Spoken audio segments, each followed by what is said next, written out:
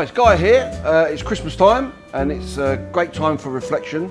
So let's look back at the stuff that we've done as a foundation over the past year.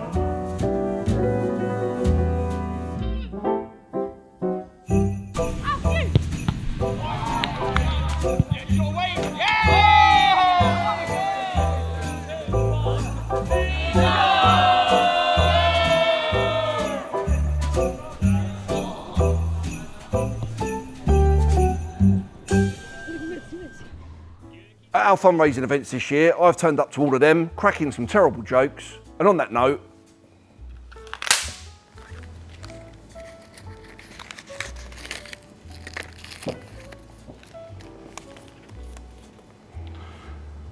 where does a snowman keep his money?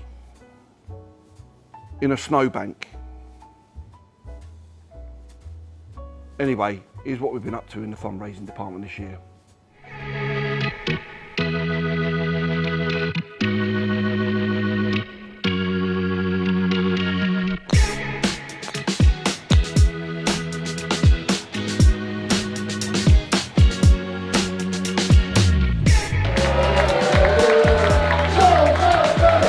Having been the one puzzling myself, it's really great to watch you lot suffer.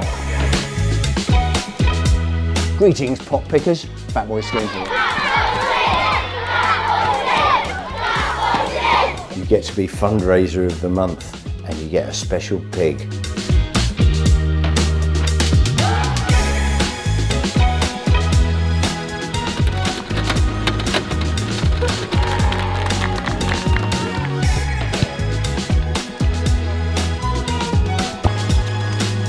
Never be a goalkeeper. Too small, one. Goals are still too big.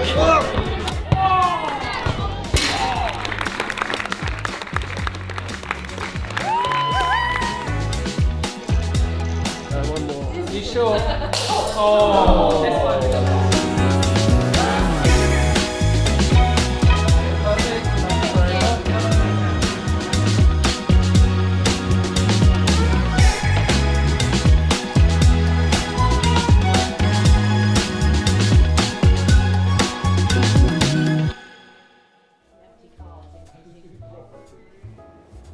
As a former player, my ball distribution was legendary. Let's see if our football pathway participants have done any better than me this year.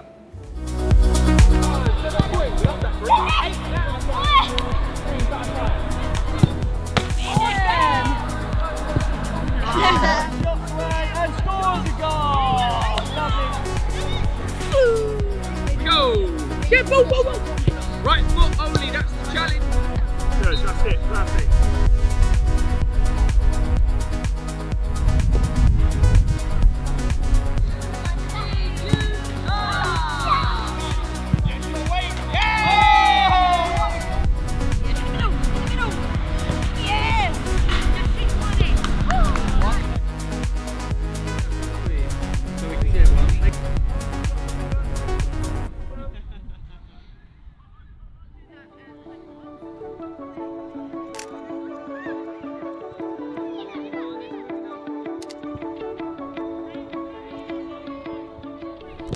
My earliest memory of playing football was probably when I was like 5 in my garden with my dad, and I used to run around and just kick the ball all the time. I think my mum didn't like it, but my dad did. My name is Casey and I'm under 14s and I play for Brighton, Hove, Albion. I remember going to the local pitch for the local club and just going for a training session, just loving it. I'm Daisy, I'm 15 and I play on the wing. Football was sort of my favourite from primary school because all my friends played it. So obviously I joined in with them, and then since then it's sort of been what I've loved. My name's Emily Gay, I'm 16 years old and I play centre back.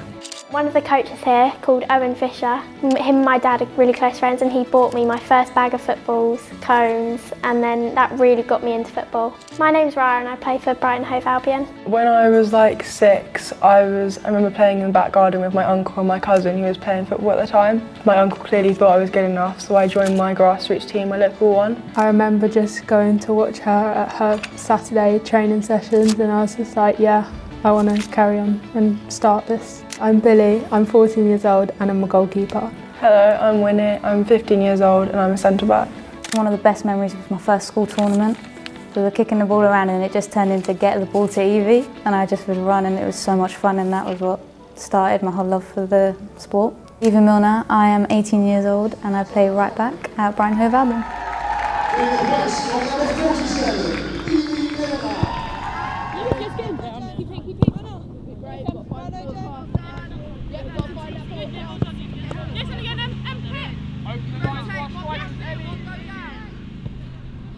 Part of my responsibility within the role is to develop a pathway of talent. We've worked really hard to develop a pathway which caters for all levels and all abilities, from those soccer school, after school club programmes, into our pathway centres across Sussex, and then into our centralised advanced centre which sits at the top end of the pathway. Obviously, I think it's a really big achievement to create an environment for them to be able to be the best versions of themselves. As the years have gone on, obviously it's changed massively in terms of sort of where it was to where it is now, and that's through providing those opportunities for girls to have equal access to football.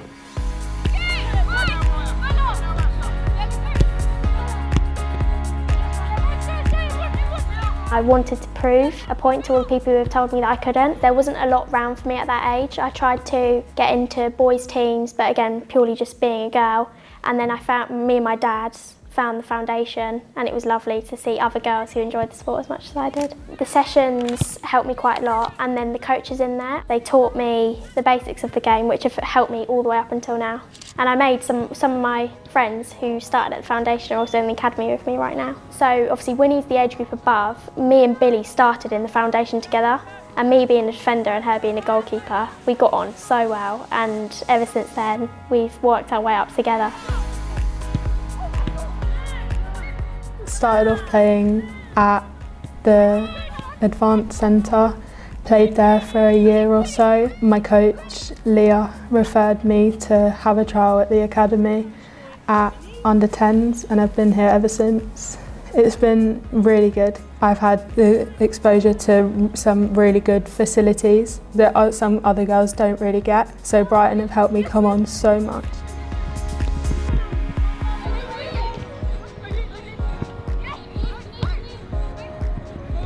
I got released under 10s. I then played grassroots football in a boys team until under 14s, alongside playing for Sussex and the foundation at that point. My two coaches at the time, Jimmy and Ben, who after I got released, they were like good to take the pressure off of it. It was more of like a fun memory. You could go there and not have to worry about making mistakes, and it was really good for my actual development. I think it's really helped me get to where I am to this day. I trialled again in under 14s. Got in for my under 15s, my 2-year contract, and now this season I've got my under 19s contract. How did that feel getting that contract? It feels very relieving, very good as well.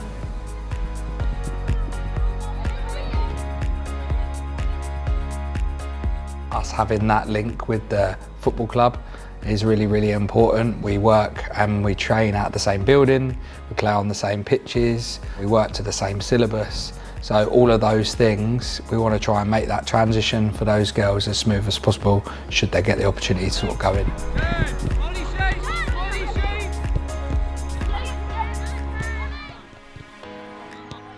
I play centre mid, and sometimes on the wing, and then 10 as well.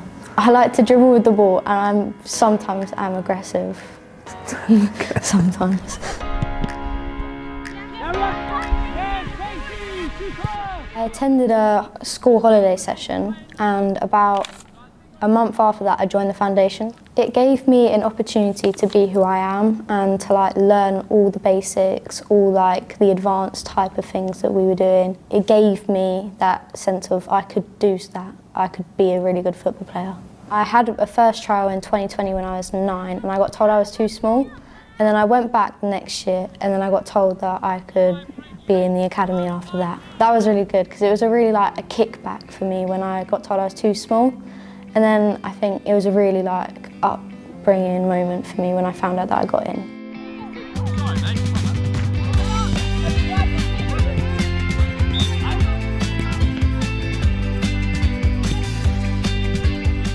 A friend told me about it, and I went to one of the local like 1-day-a-week training sessions, and then just went every week. I just wanted to always like go to the sessions, always wanted to be playing football, didn't want to go do anything else.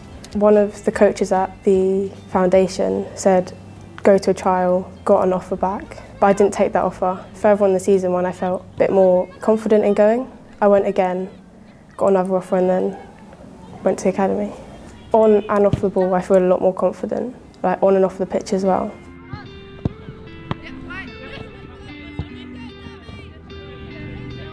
Put an open one restriction out. Receiving zone 2. You can drive, but you can only shoot from the attacking zone. Ready? Danny Bowman, I'm under 19 head coach.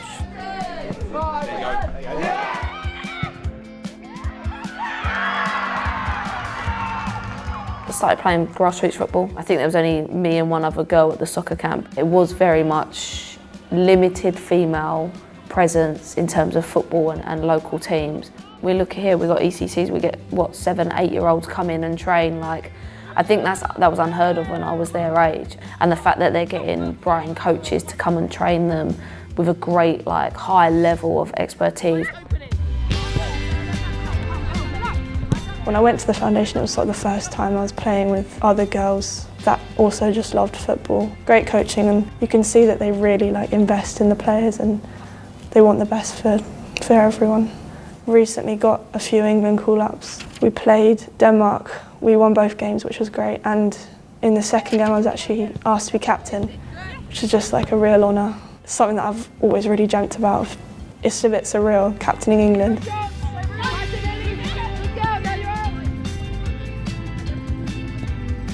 The generation of girls now coming through the game, they're starting playing earlier. Their exposure at an earlier age only means if we can get them coaching from good level coaches earlier, it's just going to have a knock-on effect for the rest of the pathway. I look at girls within my squad and I'm looking at Evie Milner that came through our ETC all the way through our pathway and made her first team debut just before Christmas.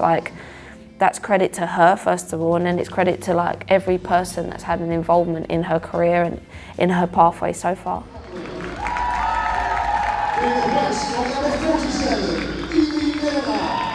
So I'm very lucky to have made my debut for Brighton Hove Albion women. I'm playing quite frequently with first team, but also in the under-19 squad. There's nothing quite like it. You can't explain it. As someone who had a dream since being in the foundation of seeing all the women's first team and going to all the games, and then you're on that pitch is something else. So my mum looked around the area for the local clubs and stuff like that. My brother was actually playing for the Disability Albion in the community as well. She got in some links around here, and I think that's how I got involved with the foundation. They were just a great community. I was with my cousins, I felt safe anyway, obviously at the earlier bits, but everybody was so welcoming. And it's just fun. I think that was one of the times I just learned to love the sport, and that's one of the main points and still things I go back to now. When I'm playing, I'll go outside and watch the girls and just see the joy that they have on their faces, and I remember playing that and feeling that. The foundation helped me get where I am today by just increasing my confidence and my ability. I was confident, I was playing with my mates, I got on the ball loads, experiencing tournaments and games and stuff like that, but also it managed to get me a trial. I'd always recommend the foundation. I think it's a great opportunity to meet people, great opportunity to use the facilities and the coaches, because the coaches are amazing.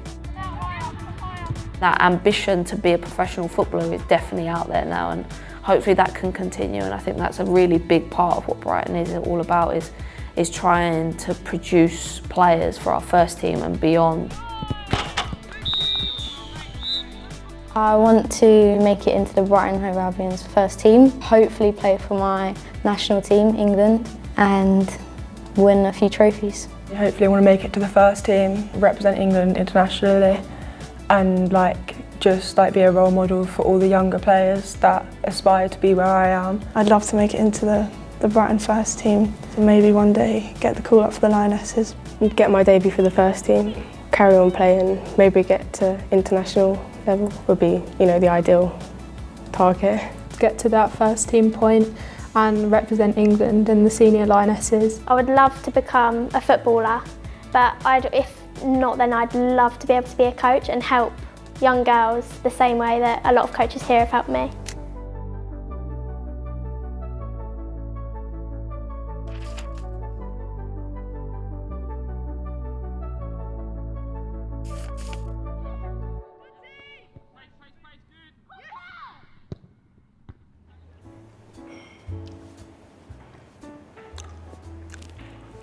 Don't tell our community wellbeing department about this.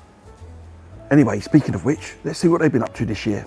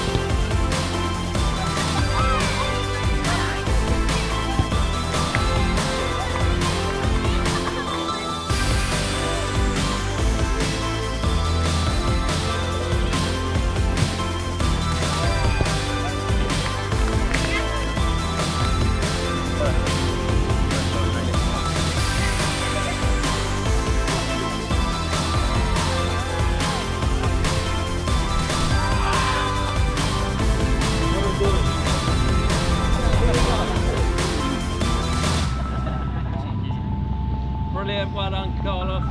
Thanks a lot, everyone. Just dropping these off to an old mate. Talking of which, Christmas is a great time to reconnect with all the friends and family you haven't seen for a while. And let's drop in on an old friend of mine, Nathan Bowen, who is one of our beneficiaries from our sessions.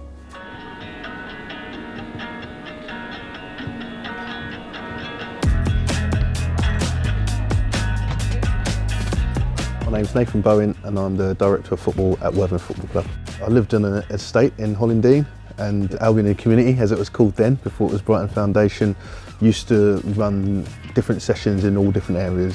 From the age of about 13, 14, I used to go to these sessions. It was free, so my mum was quite happy about that. Couldn't afford to go and play for local teams, and this sort of allowed me to go and do a weekly session, and like I say, in the summer go and compete in tournaments and stuff like that, which I wouldn't have been able to do.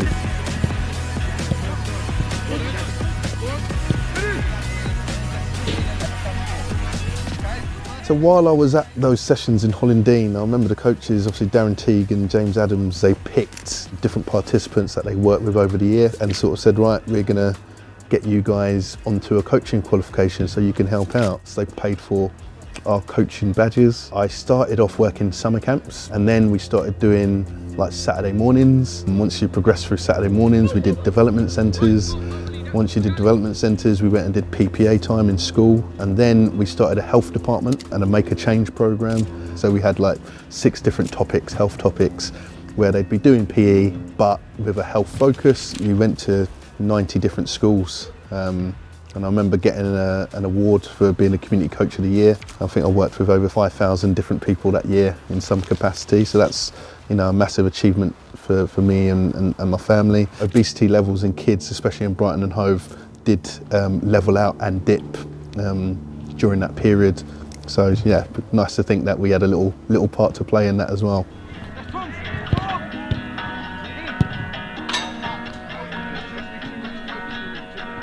While I was at the foundation, at the time, for a period of time, I lived in hostels. The Homeless World Cup run trials and tournaments and tried to get people in hostels motivated, and managed to get through, and I captained my country in Copenhagen. So given the opportunity to represent their country, and as part of that you get to go to Man United and go to the Cliff and go to Carrington and train there. Years later, the foundation was one of the centres to do the trials. So obviously I wanted to get involved and help out with the trials and try and give back from my previous experience, and ended up that they asked me to go and manage the team when we went to Chile. So yeah, amazing experience, and quite like to give back and help those sort of young people out and give them some advice and through my experience and what I've done.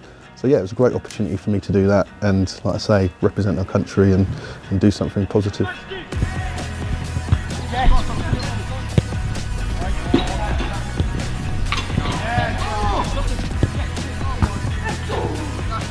What kind of impact would you say that's had on your career? Oh, massive, because I'm not sure what I'd be doing now. Still really close to a lot of the coaches now. Met a lot of friends on there. I was at the foundation for 14 years in the end. Everything I do now is around football. I'm obviously fairly well known in Sussex now for football, been quite successful in the local area. And yeah, all of that is down to Darren and the coaches seeing something in me and giving me the opportunity to do that. I'd say it was a really enjoyable time, and I got to have a lot of experiences that I probably wouldn't have otherwise had.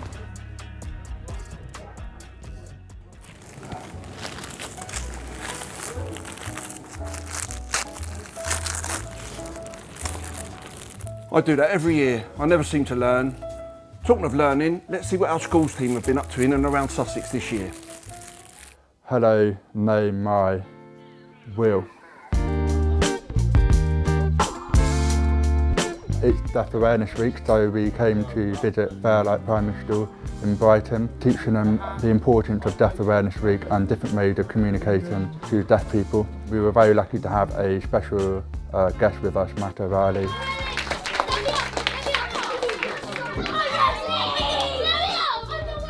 I think it's great to get the children definitely more engaged. Well, I mean, the moment Matt walked in, all the children got really excited. It's just great to have a Brighton football player, a Premier League football player, and also a Danish international football player coming in and supporting the children on how to sign. It's a really important factor and can really motivate or inspire children to take up signing. It's really important for me as a deaf person to raise awareness of deaf people and different ways of communicating. I think BSL is such an important skill to have, whether you're using it to communicate with another deaf person, but us in general, because BSL and the deaf community is getting bigger and bigger every day. Having Deaf Awareness Week where I can go and see different people and teach people the importance of British Sign Language, which is massive. If you're doing it bit by bit, it will grow to be bigger and become a really important skill to have.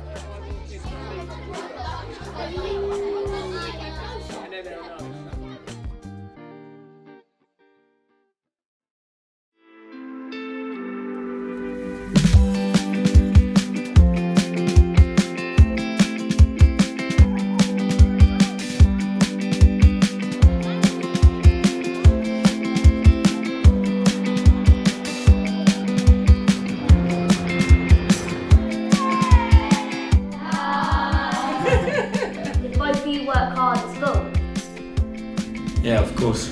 Yeah, you've got some days I didn't, but... Come in. So there's a lot of girls like backers that is much more experienced than me.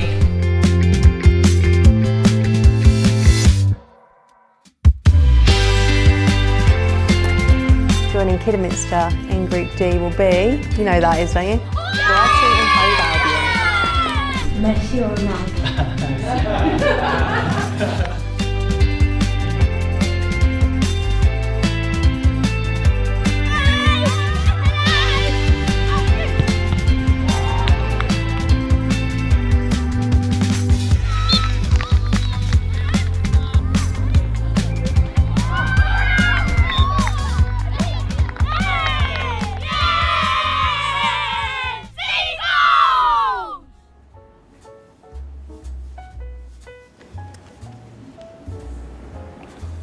I love reading heartwarming stories like this, and our disability team is full of them. Let's have a look back and see what our disability department have been up to this year.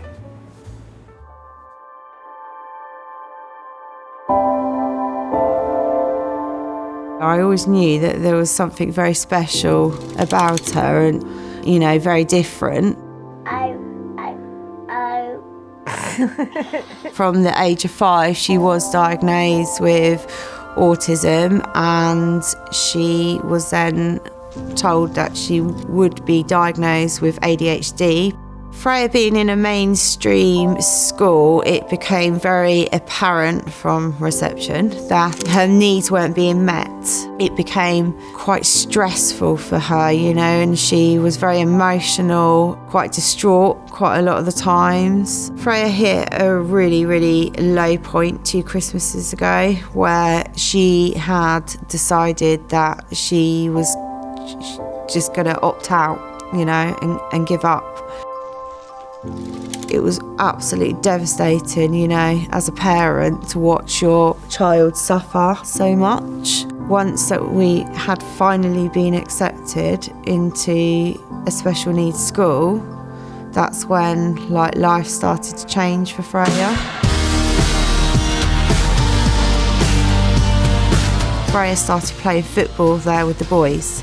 She came home and said, "Mum, I really, really like football."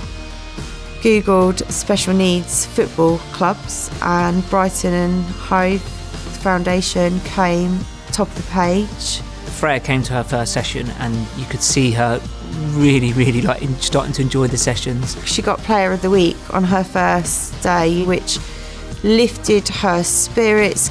And yes, of course, she wanted to go back week after week. She brings pure joy, and you can see that joy she brings to others, and she's a special little girl. What do you enjoy most about playing for Phil's team? Oh, watch this. Oh, no, the sun was in my eyes. I like to see all the goals. 1, 2, 3, oh! Top bins. She's cheeky, she really is cheeky. She's got a lovely little smile, but she's also very determined. Her passion for wanting to, do football has grown. I'm hoping to one day play for the women's team. To see Freyja so confident, so happy, that's where that really, really hits me. I am just so proud. She's just like my golden ray of sunshine. Her story is so powerful, it's so emotional. For me as a coach, we were just providing football sessions, but for her, it was that sense of belonging, a sense of friendships. It just opened up, hopefully, a new world. The foundation, they've been our foundation. She really does deserve the award this year, and her mum as well, to provide that support for her. What an incredible lady. What does your mum mean to you? I love her a lot, but she's bad at football.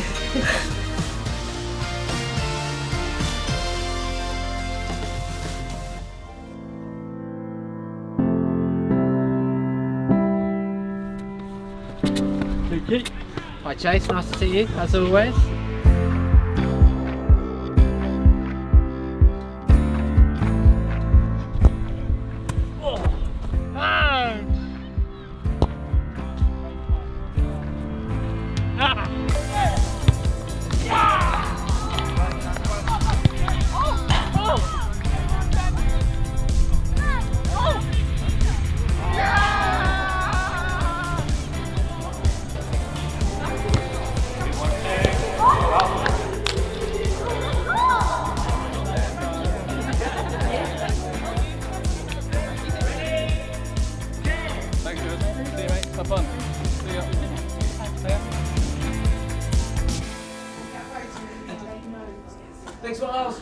Ever since I just got that bug of, I'm part of something, I'm part of a team now. Not any team, not Bexley, not Hastings, my team. That was the brilliant thing, but it's just brilliant really for me, just to belong to somewhere and actually accepted and not judged on a football pitch, and I've been able to express myself and play to such a good level in such good places as well.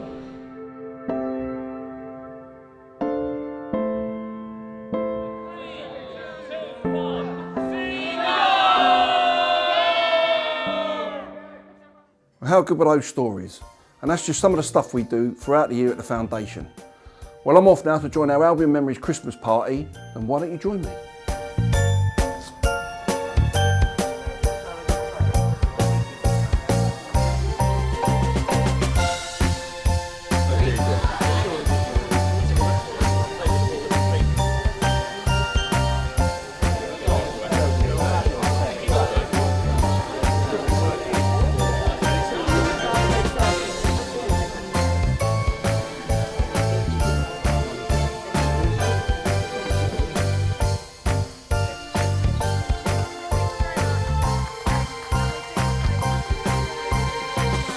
So thank you for joining us and seeing what we do here at the Foundation throughout the year.